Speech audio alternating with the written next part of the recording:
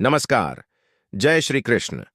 The art of loving Krishna में आपका एक बार फिर से हार्दिक स्वागत है। आज हम एक बहुत ही महत्वपूर्ण विषय पर बात करेंगे। ठाकुर जी को कैसा भोग प्रिय है, यानी भगवान के लिए वह कौन सा विशुद्ध भोग है जिसे पाकर वे तृप्त हो जाते हैं। जब हम ठाकुर जी को कोई फल, मान लीजिए एक सेब का भोग अर्पित करते हैं, तो क्या हम उसे बाजार से लाते ही वैसे का वैसा चढ़ा देते हैं? नहीं, हम उसे बहुत प्रेम से तैयार करते हैं। सबसे पहले उसका छिलका उतारते हैं, फिर ध्यान से देखते हैं कि कहीं कोई दाग या सड्डन तो नहीं है। अगर है तो उसे चाकू से निकाल देते हैं। इसके बाद फल का वह बीच का हिस्सा जिसमें बीज होते हैं उसे अलग करते हैं। अंत में उसे सुंदर ढंग से काटकर, सजाकर प्रेम पूर्वक ठाकुर जी को निवेदन करते हैं।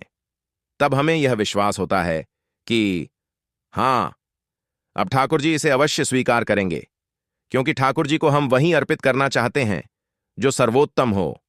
अब जरा सोचिए, जब हमें स्वयं को, यानी अपने जीवन और मन को ठाकुर जी के चरणों में अर्पित करना है, तो क्या यह प्रक्रिया यहां जरूरी नहीं है? आइए इस फल के उदाहरण से अपने जीवन को समझते हैं। पहला छिलका है हमारा शरीर। यह शरीर फल के छिलके जैसा है, मिट्टी और मांस का बना एक ढांचा। प्राण निकलने के बाद घर वाले भी इसे रखना नहीं चाहते, इसलिए केवल यह नश्वर शरीर प्रभु को अर्पण करने योग्य नहीं है। यह तो बस आवरण है। असली फल तो इसके भीतर है, हमारी अंतरात्मा, हमारा मन। दूसरा सड़न और दाग है हमारे मन के विकार। लेकिन ठाकुर जी मन को भी ऐसे ही स्वीकार नहीं करते। अगर मन में काम, क्रोध, लोभ, ईर्ष्या या छलकपट रूपी सड़न है तो उसे हटाना ही होगा, और यह काम हम अकेले नहीं कर सकते।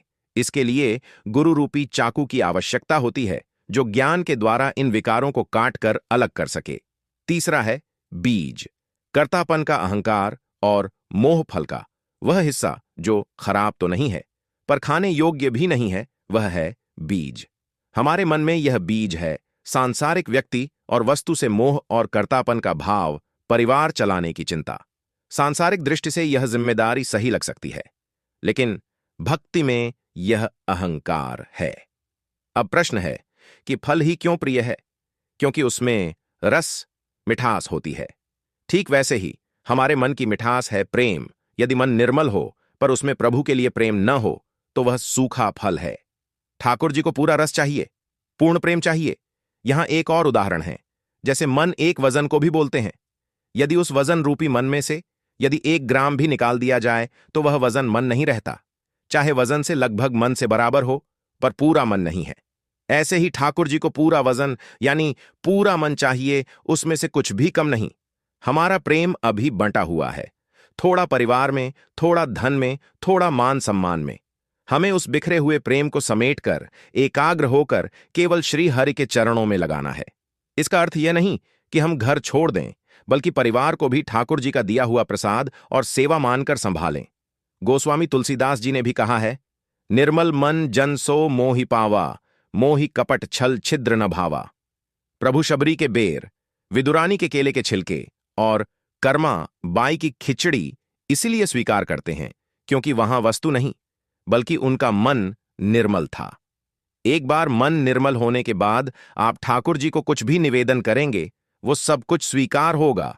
और यदि मन निर्मल नहीं तो कुछ भी स्वीकार नहीं करेंगे, चाहे सब कुछ दे दो। अब अंत में सबसे बड़ा सवाल, इस मन को निर्मल कैसे करें? यह आसान नहीं है। इसे ही तो साधना कहते हैं। लेकिन घबराइए नहीं, कलयुग में इसका सबसे सरल उपाय स्वयं भगवान ने बताया है। आपको बड़े बड़े यज्ञ या कठिन तपस्या या बद्धे बद्धे अनुष्ठान या बद्धी तीर्थ यात्राएं करने की आवश्यकता नहीं है। सबसे अचूक साधन है उनका निरंतर स्मरण, सत्संग और नाम संकीर्तन। जैसे अभी आप ये वीडियो सुन रहे हैं, यह भी एक सत्संग है। एक पल के लिए ही सही आपको लगा ना कि ये बातें सच हैं, आपका मन ठाकुर जी से जुड़ा ना, बस इसी जुड़ाव को बार बार दोहराना है। जितना हम सत्संग सुनेंगे, हरि कथा सुनेंगे, हमारे मन रूपी फल के दाग धुलते जाएंगे और एक दिन हमारा मन विशुद्ध भोग बनकर ठाकुर जी के चरणों में स्वीकार हो जाएगा। तो चलिए आज ही से अपने मन को सत्संग के जल से धोना शुरू करें। अगर आपको यह विचार अच्छे लगे हों तो प्रेम से कमेंट में लिखें, जय श्री राधे। आप सभी का जीवन मंगलमय हो। राधे राधे।